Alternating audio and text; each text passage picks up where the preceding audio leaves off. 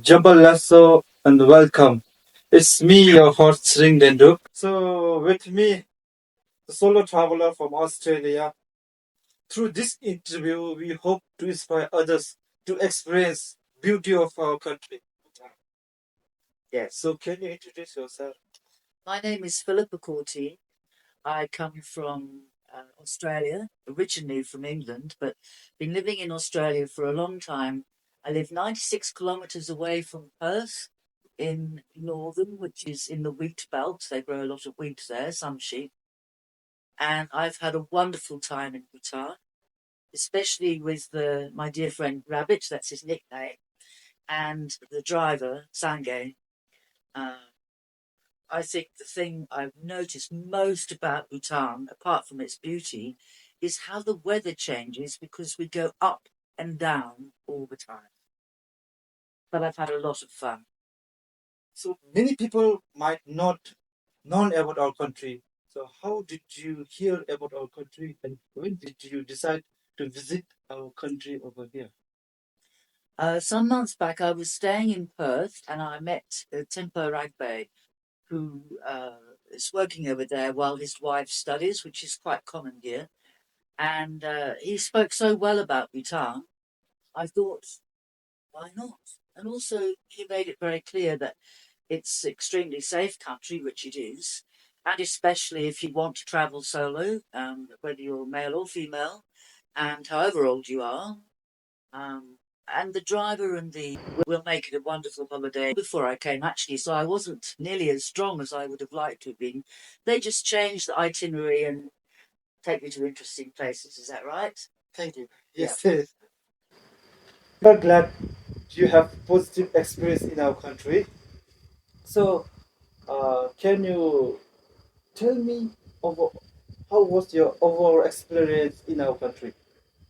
Overall experience in our country. Overall, do you know, it's difficult to say because although all the houses, because your king wants it that way, they look Bhutanese, but in fact, the houses change in different districts, the scenery changes, you have different kinds of forest, and it's very interesting because of that different weather, of course. In one day, we had a snowstorm, sun, almost too warm on the same day.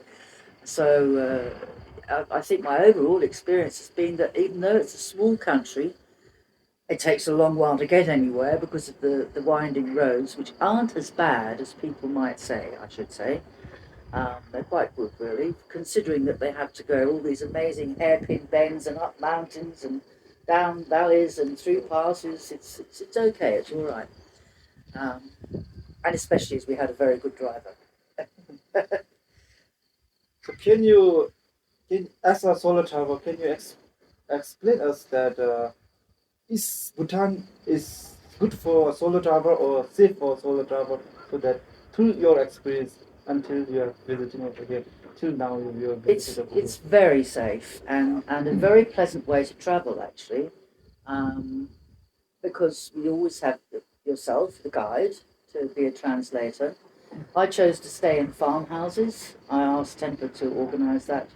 He did quite a lot of work, for me before I even came here. And even when I was here, he kept ringing up to see if I was all right. And of course, I was all right.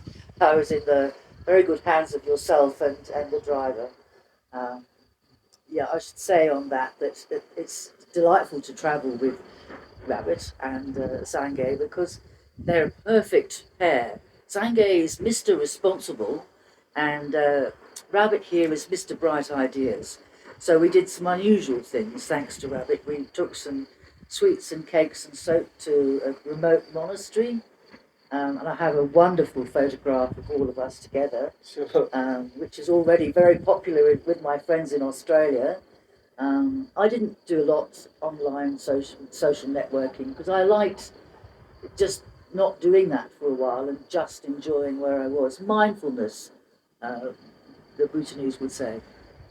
And I certainly had plenty of opportunity to do that. The farmhouse days were brilliant. Everyone was I said I'd give everyone 10 out of 10 because there was no point in comparing them Sure. because each had its own unique Experience. experience. That's Yes. right. The people were unique. Of course, I'll never forget the dear old grandma, who actually was only 3 years older than I am, Yes. who sang and danced for us. She was a character. But there were plenty of other experiences, also a little bit off the tourist route, which I like very much, was that when we were with Ugen, Yes. Ugen, yeah, she actually is the chairwoman of a weaving project in her area, and there was a visiting politician, and I sort of accidentally got made the second guest of honour. But I loved it because I love talking to people about politics and ideas anyway. So I had a very interesting conversation with the minister and indeed with Ugan, and just meeting all those people, all the women who work there. It particularly helps women who are widowed or divorced or have no other breadwinner in the house, but they may have children to look after. So it was a great project and really interesting to see. And I got some wonderful textiles from there. Bhutan has the most beautiful textiles, it really does. It's worth, if I'd known, I might have saved up even more, but because some of the very finest are indeed expensive, but my goodness, they're worth it. We went to the Textile Museum. Yes, we did. And we saw some of the prize-winning Kira they'd made. Our textiles. Yeah, yeah. I just loved it. Just loved it. Yes, So yeah. yeah. Even me also. Yes, that's right. So I gave them an artistic experience because I like going to the museums and you have very strong opinions about which paintings you like best, and you said things like, "Oh, I don't think that should have got first prize. That one should have first prize." But we had a really good look. It was lovely. So there's a lot of things that you can do in Bhutan around their culture and their traditions. We saw a bit of dancing. I didn't like the Rhododendron Festival so much because they start the festival to welcome the rhododendron, so not all of them are out. We saw a lot more on the road. Beautiful, by the way. And but for me, it was more interesting to see them practicing. Where was that? We went to the monastery and they were practicing for the festival later on in the year. Ura. That's right. Yeah. And that was just impromptu. You know, they happened to be practicing, and we went in and had a look at them doing their waving their arms and jumping, and I enjoyed that too. Yeah. So it seems that you make good memory out of your tour. Very much so, very much so. I did bring a journal with me, but you know, sometimes I was a bit too tired to bother writing about it. So you'll have to write down a list of the places that I've been to. But I have a lot of very lovely memories and images in my head. And I hope I've taken enough photographs to reflect that. But in some ways, even a good photograph is not the same thing as actually being there, is it? But I hope some of my photographs will make it think, oh, I'd like to go to Bhutan as well. So as a traveler in Bhutan over here, have you faced any challenges in this Bhutan for the tourists? Oh, so that the tourism industry can improve. Yes. I was slightly warned about it, and that is, it's quite difficult for travellers coming here to get currency, and especially to use your card. Some ATMs even didn't have MasterCard. Yes. And they have limited and very limited amount. So again, if you really want to, and well, particularly for people who can afford to bring in money to your country, so they can buy some of those more expensive and unusual textiles. Some of them are about 5,000. Sure. I would say that it was a really unique opportunity. Of course, you can buy less expensive as well, Sure. but it's very difficult to actually, unless you bring the dollars with you into the country, it's very difficult to get it transferred through the bank. We even tried Gobo, yes. Yeah, which is an app. It's an app for POD. Bank of Bhutan. Bank of Bhutan, but it didn't work. So Yeah, issues. I'll end up with a lot of Bhutanese notes which don't translate very well back into the dollar, but never mind. So I would say that is a problem because it'd be a shame if you had. I'm quite sure some of the tourists who visit here have a lot more money than I do, and you need that. You need that for Bhutanese economy, and yet you're making it very difficult for it to happen. So that's really seriously need to be addressed.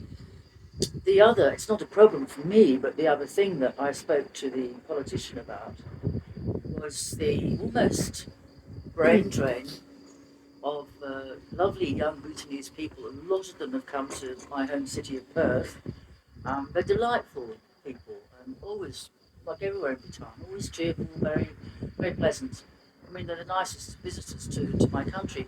But I would like to emphasise how important it is for the young Bhutanese to get skills from somewhere like Australia and then bring them back to Bhutan.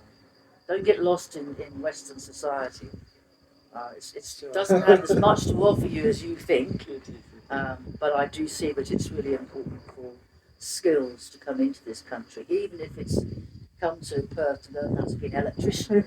I mean, there are people who come to learn how to be doctors and nurses, but I mean, even a simple tradesman, good, but then come back to Bhutan. So, what are the most valuable lesson you take from Bhutan?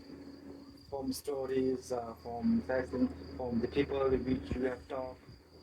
Well, it is a very devout country, very strongly Buddhist. I'm not Buddhist myself. When you go back to your country from Bhutan? From Bhutan? Yes. Yeah, well, what will I say to people? Yes. Well, I will say that it is a very strongly devout Buddhist country, but that translates into being a very peaceful country. The dogs and the cows know that nobody's going to kill them, I'm sure. Because they just lie around everywhere and amble down the road, and they don't look very worried about people at all because they don't need to, do they? But seriously, that's the sense of peace that's here is quite lovely.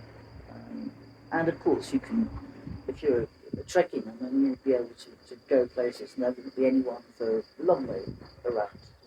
So, and its remoteness, that's actually, again, it's rather beautiful.